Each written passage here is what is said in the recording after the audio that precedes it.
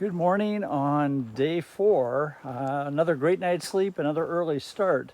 So I wasn't walking more than probably 20 minutes and I came across the turnoff for the Oona Monastery, which I would highly recommend.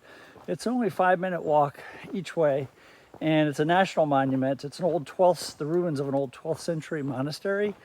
Very interesting. The only part that's closed is the church itself is locked up, but you can walk all around the rest of it into the cloisters, and I'll show you a couple pictures. Very interesting. There was one little chink in the front door, and I took a little picture in there. I don't know if it comes out. I'll put it up there of inside the altar, inside the church. But yeah, very, very interesting. Oh, one tip. There is a big informational sign on the Camino de Oona. It's like a big sign on the Camino. Don't take that and expect to get to the monastery. I'm not sure how you do that. It'd be way out of the way. But if you wait, there's just a little Camino, like official Camino thing with no information on it that just says Oona and has an arrow pointing the other way. And that's the one you want to take. Just 5 minutes each way. Yeah, very, very interesting. Very cool. Very cool way to start the day.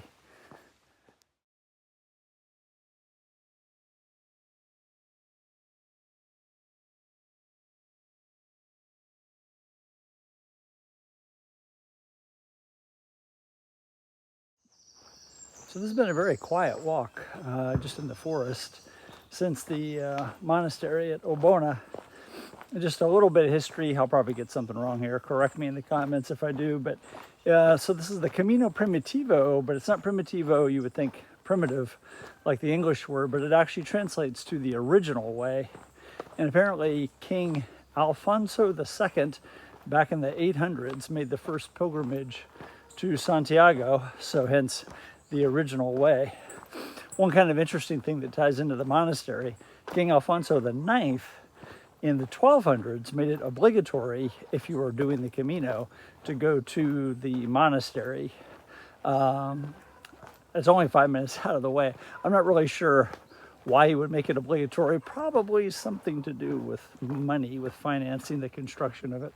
I don't know.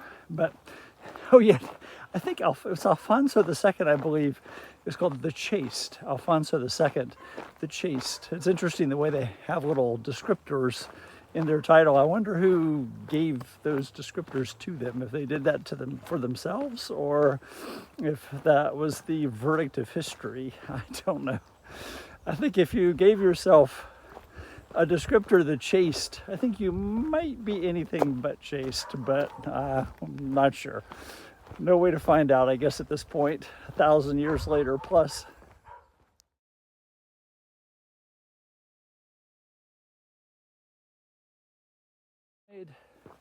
So I just made a nice stop in Campello, and there's a little place, Casa Hermania. Looks like they have a nice hotel and an albergue and a store and a restaurant. So got a little breakfast there and resupplied a little bit. And they have a nice stamp too. So yeah, I would recommend that place. There's another place in town. I don't know anything about them, but I can certainly recommend Casa Hermania. And I'm on to Bordes. So shortly after Bordes, the trail splits, and one direction stays lower and I guess a little bit easier, and the other direction is higher and a little bit more remote, and that's called the Hospitales route, which is the route I'm taking.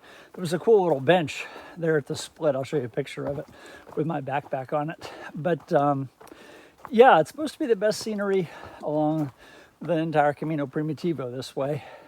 So I'm not sure why anybody would want to go the other way, but I mean, if you don't want to be that remote or have that much time in between resupply. But I think the whole thing is, I don't know, maybe only 15 kilometers. So it's not too big of a deal either way. But yeah, it's a little bit of a hill here. Getting a little bit out of breath. Not too bad so far. But yeah, I'm looking forward to this section. There are the remains of 3 hospitals, so like hospitals, but I guess the places for, they were from the medieval era, during the pilgrimage days in the medieval era, and they would care for pilgrims there. So I don't think, not hospital in the current sense of the word. But yeah, I'm interested in seeing those too. One of them is supposed to be pretty well preserved. Yeah, it'd be a cool stretch.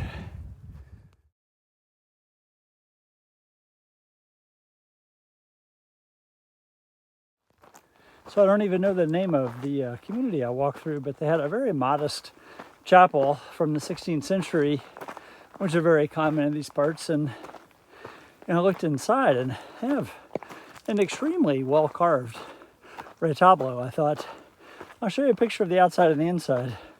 So sometimes you don't know what you're going to get on the inside, I guess. But yeah, just beautiful. I wish they have, a gate up, a bar, so you can see through it, but you can't actually go in. But I would have loved to have taken a closer look at it. And this hill is steep.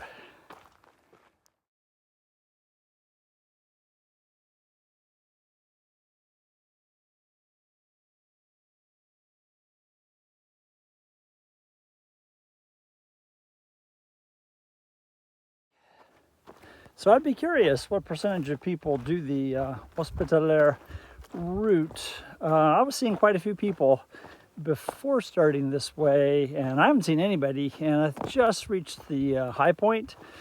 So yeah, I don't know. If you're not comfortable with solitude, I don't think I'd come this way, but it is, gorgeous. Gorgeous views in all directions. It really is. It's much more beautiful than I was expecting. It's very different than the rest of the Camino. Would I recommend you do it? Absolutely. As long as you feel comfortable. It's about a 2,000 foot climb.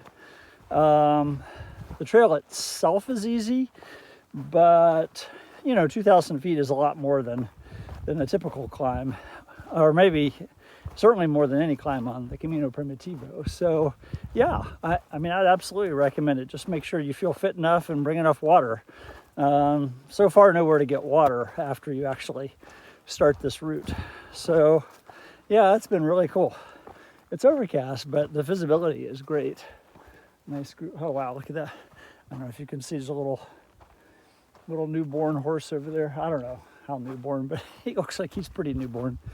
Yeah, great, beautiful, beautiful views. Wonderful route.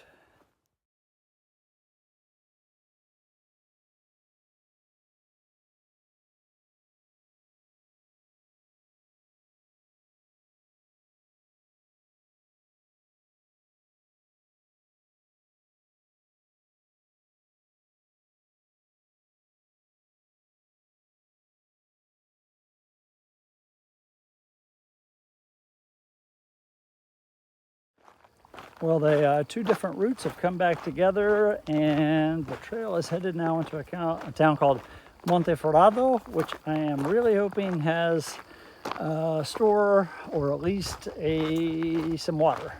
So that's my hope, because I am out. Well, that town did not end up having water, nor did the next one. So actually, I think the next reliable water would be Bertocado. So I would recommend, actually somebody did fill up my water bottles, just a resident filled them up, which was very nice of him. But I brought 2 liters, really not quite enough. I would recommend bringing, if you do the Hospitalero route, to bring at least 3 liters. Just a tip, because it's a pretty hard hike, and especially if it's a hotter day, you don't want to have to worry about water.